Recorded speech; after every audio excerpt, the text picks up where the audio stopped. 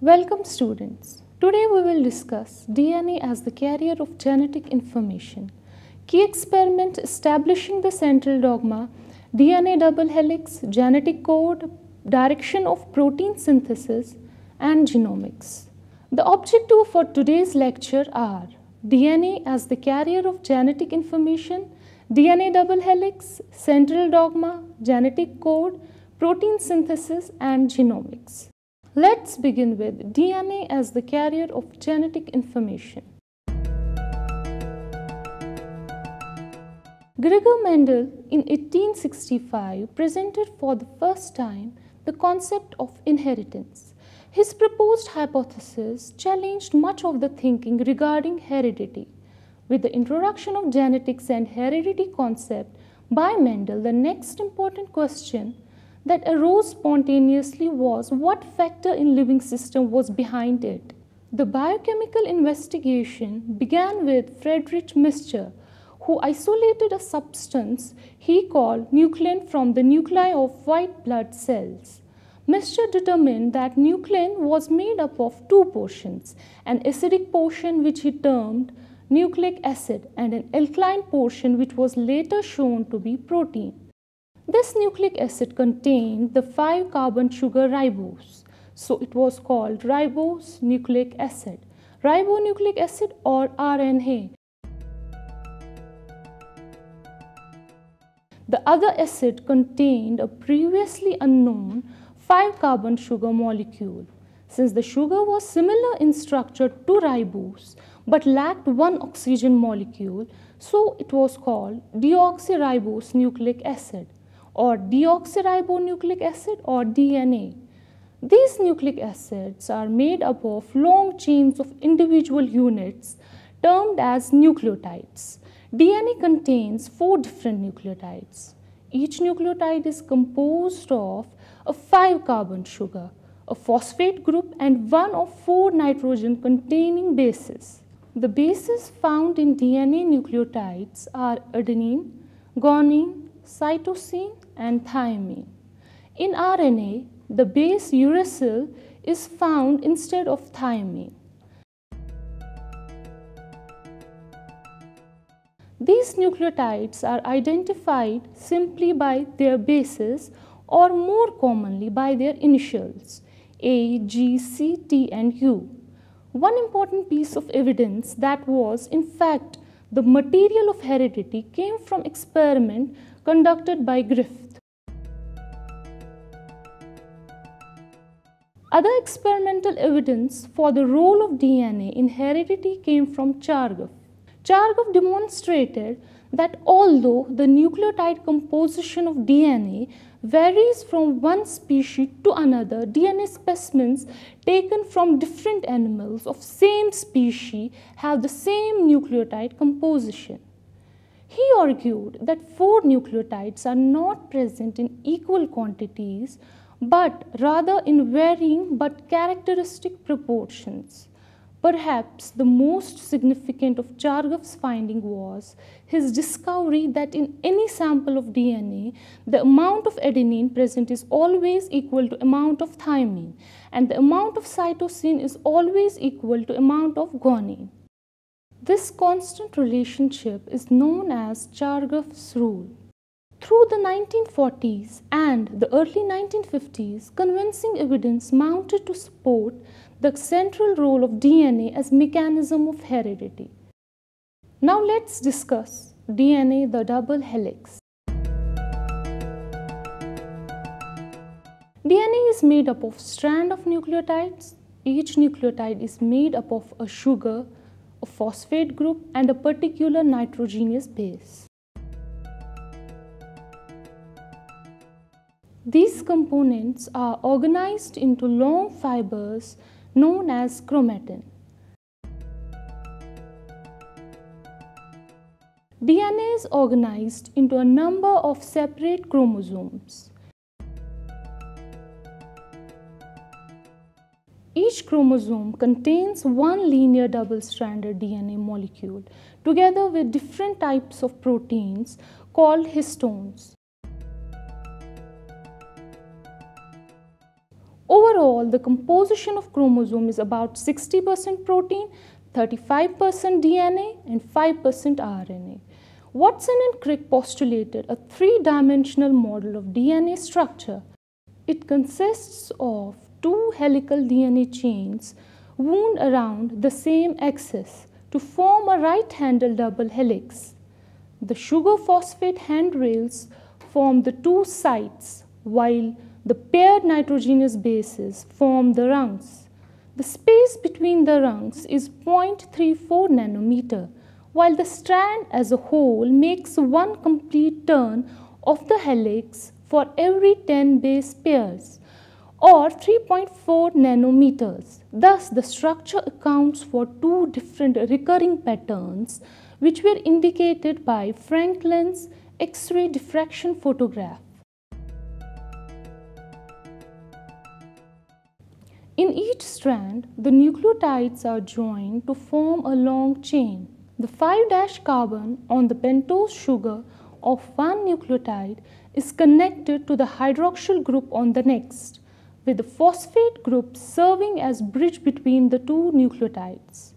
All the phosphate bridges have the same orientation, so each strand of DNA also has a specific orientation which is opposite in direction to the other strand of the double helix. The nitrogenous bases protrude at regular intervals from the sugar phosphate handrails into the interior of DNA molecule. In all, three kinds of forces contribute to the molecular stability of the DNA molecule. First, the phosphate bridges link the sugar phosphate handrails. Second, hydrogen bonds between base pairs keep the two strands together in helix. Finally, hydrophobic and hydrophilic reactions cause the bases to remain on the inside of the molecule and the handrails to face out into the watery nucleus of the cell. Two strands of DNA that make up each double helix are not identical but rather complementary to each other.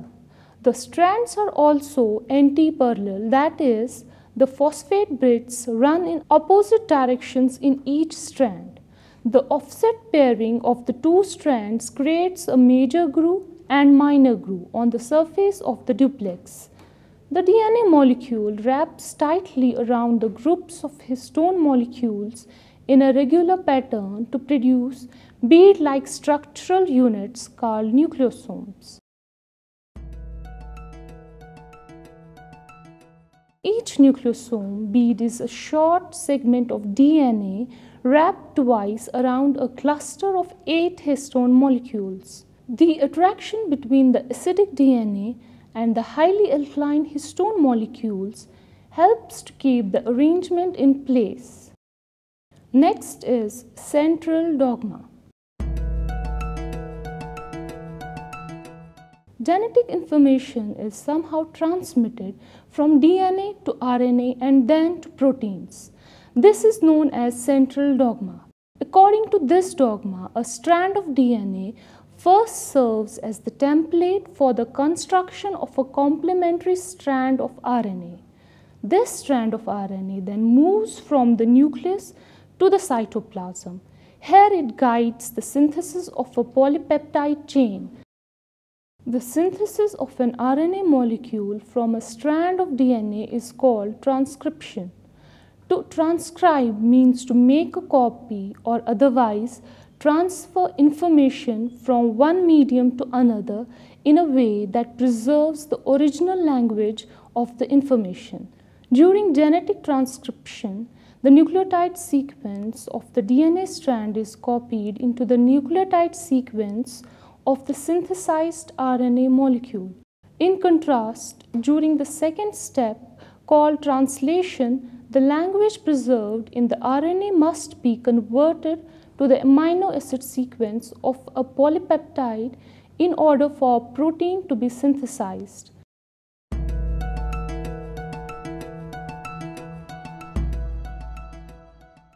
A single stretch of DNA can also be copied many times over to produce a large number of RNA molecules. Multiple copies help to speed up the process of protein synthesis. Genes are made up of strips of double helical DNA. The information contained in DNA, which is an essentially linear arrangement of nucleotides, is transformed into three-dimensional proteins, that is, structures made of polypeptides. This structure results from chemical interactions among the amino acids that cause the polypeptide chain to fold in specific ways. Genetic code is made up of words or codons consisting of three nucleotides, each called nucleotide triplets. This theory, which suggests that codons are made up of nucleotide triplets, is known as triplet hypothesis. Now we will understand the genetic code. A codon is a triplet of nucleotides that codes for specific amino acid. Translation occurs in such a way that these nucleotide triplets are read in a successive, non-overlapping fashion. A specific first codon in the sequence establishes the reading frame, in which a new codon begins every 3 nucleotide residues. There is no punctuation between codons for successive amino acid residues. Codons are the key to translation of genetic information, directing the synthesis of specific proteins. Now we will try to understand the process of protein synthesis. Protein biosynthesis takes place in 5 stages. Stage 1. Activation of amino acids. Amino acid is attached to a tRNA in the first stage of protein synthesis. This reaction takes place in the cytosol, not on the ribosome. Each of the 20 amino acids is covalently attached to a specific tRNA at the expense of ATP energy, using enzymes known as amino-acyl tRNA synthetases. When attached to their amino acid, the tRNAs are said to be charged. Stage 2. Initiation. The mRNA bearing the code for the polypeptide to be made binds to the smaller of 2 ribosomal subunits and to the initiating amino-acyl tRNA. The large ribosomal subunit then binds to form an initiation complex. The initiation amino-acyl tRNA base pairs with the mRNA codon AUG that signals the beginning of the polypeptide. This process, which requires GTP, is promoted by cytosolic proteins called initiation factors. Stage 3. Elongation. The nascent polypeptide is lengthened by covalent attachment of successive amino acid units, each carried to the ribosome and correctly positioned by its tRNA, which base pairs to its corresponding codon in the mRNA. Elongation requires cytosolic proteins known as elongation factors.